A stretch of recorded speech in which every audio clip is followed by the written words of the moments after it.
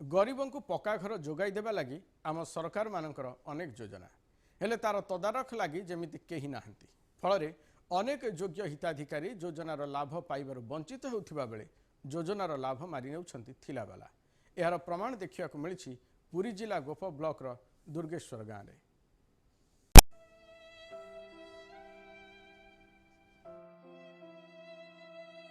गरीबों पाई केंद्र और राज्य सरकार अनेक योजना हेले ए सब योजना तृणमूल स्तर रे जेमिति बाट बणा हेउछि तार उदाहरण हेउछंती पुरी जिला गोप ब्लॉक अंतर्गत देस्तळी पंचायत दुर्गेश्वर गाँव रो एही गरीब विधवा ये हेउछंती दुर्गेश्वर गाँव रो सलीला राय गला लघुचाप वर्षारे तांको दुईटी घरर माटी कांथ भिजी चारिपटे फाट हेबा सह खसिबाय लागिछि घरर भंगा कांथरे साप काती छड़ाइलाणी जेकोसी समय मुंड उपरू चाल हजि जाइपारे एभली स्थिति रे बंचिथिबा सलीलांको सरकारी सहायता कहिले केवल राशन कार्ड रे चाउल और विधवा भत्ता छड़ा आ किछि नाही।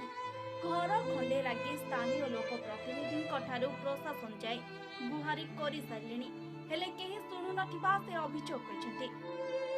मोर स्वामी मरिगलेनी 5 वर्ष लानी मु ये सरपंच पाखक दौड़ी दौड़ी कहीं मोर घर खंडे दियो मोर पाइखानाटे दियो जी तेलिया मुंडे तेल आउ मो कथा भी कहीं शुणिलेनी मु गोप भी दिथर दौड़ी कर जाइए से पाखक से भी मो कथा भी शुणिलेनी आउ किसी ये कलेनी पाइखानाटे वर्कर अर्डर देते जे मोटू वर्कर अर्डर नहीं गले कहले आउ एनजीओ संस्था कर से वर्कर अर्डरटा मोटू नहीं गले सरपंच हनका कहले तुम आसी एनजीओ करेंगे मुझे 3 थर भी तथा गोप दौड़ी मोर कौन कहीं हेलानी बोली। सलीला राय जो विधवा महिला बहुत दयनीय अवस्था रोचे तार बर्तमान कई अवस्था ना बर्तमान समय जो सरकार जो योजना कौन सी योजना मानी से रेशन कार्ड होता अलग किसी पाई ना से रेशन कार्ड को निर्भर देखुं बर्तमान लगाण वर्षा जो भाया अवस्था आप देखुं ये जो घर द्वार जो करता अच्छी जो गवर्नमेंट तरफ किसी सहायता मिलता आम चिर उपकृत हूँ निहती तो गोटे बासगृह निहत दरकार बर्तमान जो भाया दैन्य अवस्था राति अधा 3 पर केत कौ मुहूर्त कौन हम कौन सी बार संधान आम पाइबुन बर्तमान जो अघटन घटो बर्तमान जो सरकार जो योजना तेलिया मुंडे तेल गरीब माने कौन सी सहायता हाथ ना पाइबा जीवन को पानी छड़ाई दोदरा घरे पड़ी रही सलीला तांको देखिले लगुछि जेमिति एते योजना पर भी गरीबों कथा बुझिबाकू केही नाहंती एने आमे गोप वीडियो को जोगाजोग कइथिलु से आमठारु सलीलांको दुख संपर्क रे अवगत होई कहिसंती जे आगामी दिन रे प्रधानमंत्री आवास योजना रे तांको घर खंडे जोगाई देबार व्यवस्था करिवे सेपरि सरपंचक जरिए रे सलीलांको जरूरी कालीन सहायता जोगाई दिया जिवो बोली सूचना दैछंती।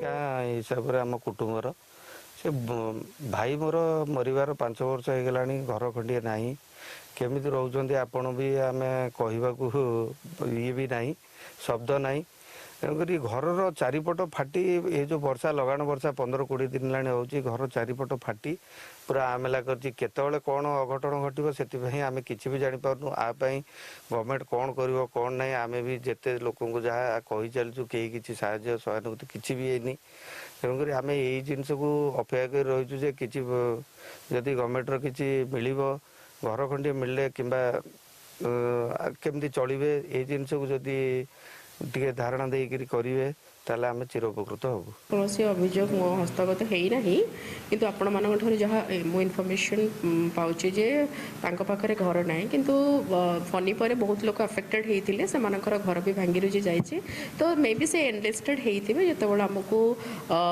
प्रधानमंत्री आवास योजना तरफ घर जोगाई दिजा निश्चित भाव में आम कवर करें देखु जदि सेमती बहुत डिलापिडेटेड कंडीशन घर अच्छी जदि आम किसी गवर्नमेंट स्ट्रक्चर अच्छी तो मुझे सरपंच को रिक्वेस्ट करी कौटी भी सेफ जगह अकोमोडेट करने विषय में किसी मंतव्य देवाक चाहिए ना कारण यहाँ तहसिलदार को मैटर आपड़ जदि तहसिलदार नॉलेज को नेबे से माने से भी आपन को हेल्प करि पारंते। असहाय सलीला रायଙ୍କ पाखरे केबे आवास योजना पहुंचुछि ताकू अपेक्षा कोणार्करू प्रकाश कांडीଙ୍କ रिपोर्ट एमबीसी टीवी।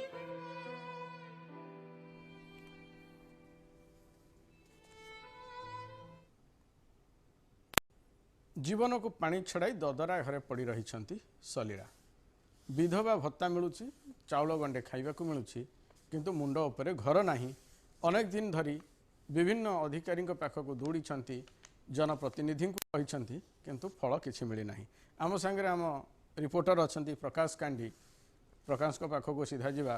प्रकाश केबे ठारू ये जो जंत्रणा बा जर्जरित जीवन जीवा को बाध्य हेले सलीला एवं आ पूर्वर जितेबले घर दि जाइथिबो अन्य मानक बंटा जाइथिबो सेतेबले सलीला को कहीं मिल पारला नहीं।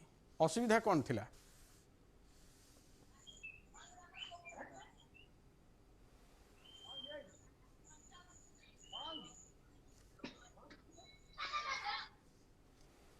आप शुणी पार्टी प्रकाश?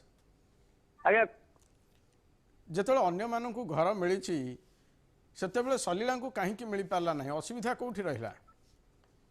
देखु जहाँ आम चित्र देखुलु सलीला बर्तमान गोटे विधवा महिला जे कि तार ना घर अच्छी मुंड गुंजा घर ना कि कांथ फाटी आम है ये नहीं आम जो गणमाध्यम माध्यम जनइलु कि सरपंच हूँ कि पूर्वतन सरपंच हूँ कि वर्तमान सरपंच हूँ सी बर्तमान घटना कहीं जान ना कहते आमको कि पर मुहूर्त जेहेतु आम पहुंचलु से निश्चय प्रतिदिन हाँ निश्चय आम देखी पहुंचबू दुख असुविधा संपूर्ण होती जिला प्रशासन हूँ कि स्थानीय प्रशासन हूँ विडीओ हूँ पूर्वतन सरपंच हूँ संपूर्ण टंका हड़प कर जो घरटी पाइबा कथा घर वंचित अच्छी दुखद बता आम सहित से ग्रामर किसी ग्रामवासी पचार बुझा आज्ञा कहे किपर रही जो शैला कथा कहवा जो जो विधवा महिला रही कौन रही तार बर्तमान घटना किपर से घर पर वंचित रही?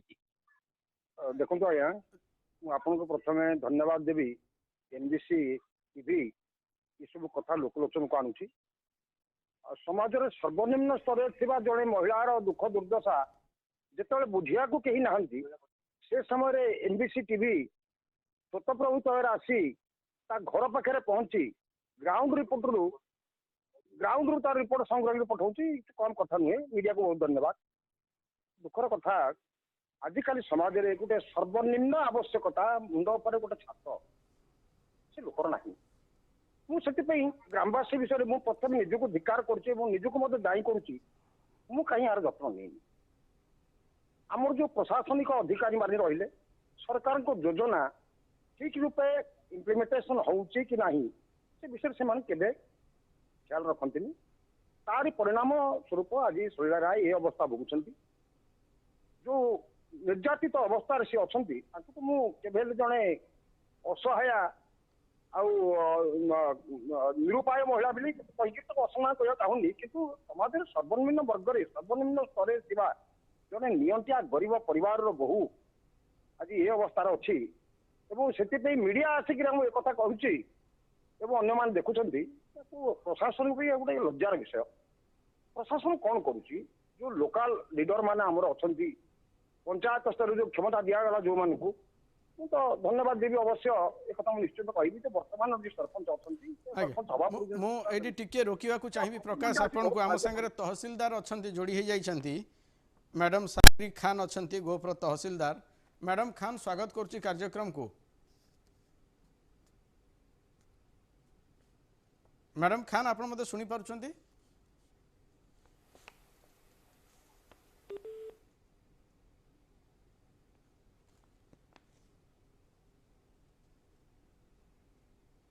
मैडम खान आप मत शुणी पार्टी मो कथा आपण बाहर बोध हुए मैडम को सहित कंटाक्ट हो पारा ना पुणी चेष्टा करवा सहित मतामत नापी जे जो भली भाव वर्तमान आमर गोटे प्रसंग होची जे सलीला जे कि जड़े विधवा महिला अनेक दिन है स्वामी चली जाइछंती एवं सरकार को द्वारा दि जाउथिबा केवल चाउल गंडे आ विधवा भत्तारे जीवन काटिबा को पड़ुछि। गत लघुचाप वर्षारे घर पूरा भांगी जाइछि कांथ फाटी आँ करदेलानी केबे कौनसी मुहूर्त से गली भी पड़िबो तार ठीक ठिकाना नहीं।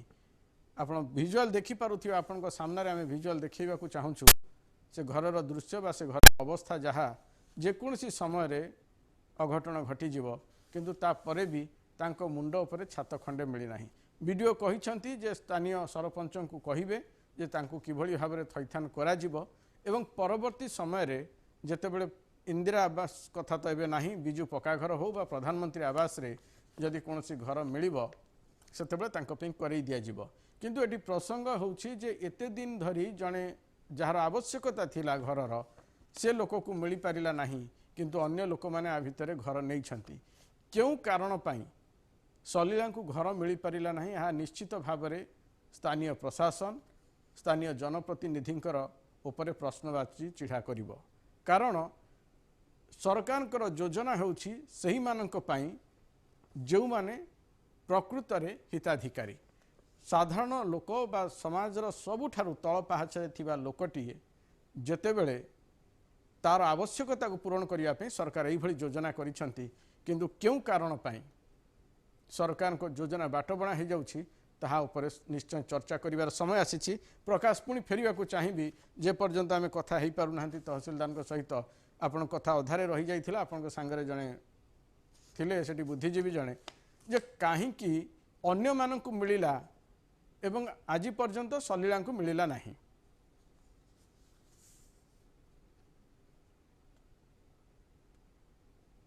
ଭୁଲ ରହୁଛି ଆଉ ସେମାନେ ଯୋଉ ଡିମାଣ୍ଡ କରୁଛନ୍ତି ଟଙ୍କା, ଯୋଉ ଗୋଟେ ଲୋକକୁ ଗରିବ ନିଜ ଲୋକକୁ 10,000 ଟଙ୍କା ଦେଲେ ସେମାନେ ହିଁ ଘର ଦେବେ, ଆଉ ସେଥିଲାଗି ଗରିବ ଲୋକଟି ଘର ଟଙ୍କା ଦେଇପାରନି, ଘର ପାଇପାରନି। ଏବେ ଏକ ପ୍ରଶ୍ନବାଚୀ ସୃଷ୍ଟି ହେଇଛି।